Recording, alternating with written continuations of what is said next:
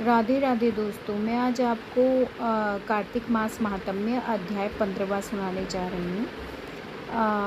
देवर्षि नारद जी से राजा पृथु ने कहा, हे देवर्षि, दैत्यराज ने क्या किया, वह सब मुझे विस्तार पूर्वक सुनाइए। देवर्षि नारद बोले, उसके चले जाने पर जालंधर ने अपने राहु नामक दूत को बुलाकर कैलाश पर जाने की आज्ञा दी और कहा कि वहाँ पर एक जटाधारी शंभु नामक योगी रहता है, उससे मेरा आक्रमण और ऐश्वर्य कहकर उसकी सर्वांग सुंदरी भामिनी को मेरे लिए मांग लाओ।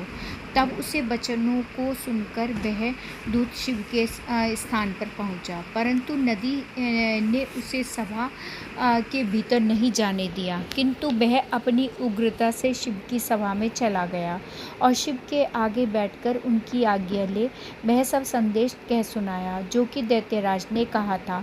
फिर तो उसे राहु नामक दूत के ऐसा कहते ही भगवान शूलपाणी के आगे पृथ्वी फोड़कर एक शब्द वाला पुरुष प्रकट हो गया, जिसका कि सिंह के समान मुख था और जो कि मानो दूसरा नरसिंह था। वह दौड़कर राहु को खाने चला। राहु बड़े जोर से भागा, परंतु उस पुरुष ने उसको पकड़ लिया। उसने शिव की शरण ले अपनी रक्षा मांगी। शिव जी ने उस पुरुष से राहु को छोड़ देने के लिए कहा कि मुझे बड़े जोर की भूख लगी है, मैं क्या खाऊं। माहेश्वरी ने कहा, यदि तुझे भूख लगी है तो शीघ्र ही अपने हाथ पैरों का मांस भक्षण कर ले।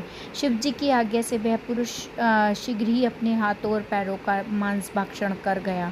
अब केवल उसका सिर मात्र शेष रह गया। तब उसका ऐसा कृत्य देखकर शिव जी ने प्रसन्न होकर उसको अपना आज्ञापालक जानकर उसे अपना परम प्रिय गण बना लिया और कहा कि मेरी पूजा के समय अब तेरी भी सदैव पूजा होती रहेगी और जो तेरी पूजा नहीं करेगा वह मेरा प्रिय नहीं होगा।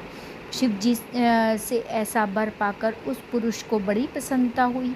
उस दिन से वह शिव जी के द्वार पर सतकीर्ति मुख नामक गण होकर स्थिर रहने लगा। यहीं पर मेरा 15वां अध्याय समाप्त होता है। अगले अध्याय 16वें में मैं आपको फिर मिलती हूँ। तब तक के लिए राधे राधे।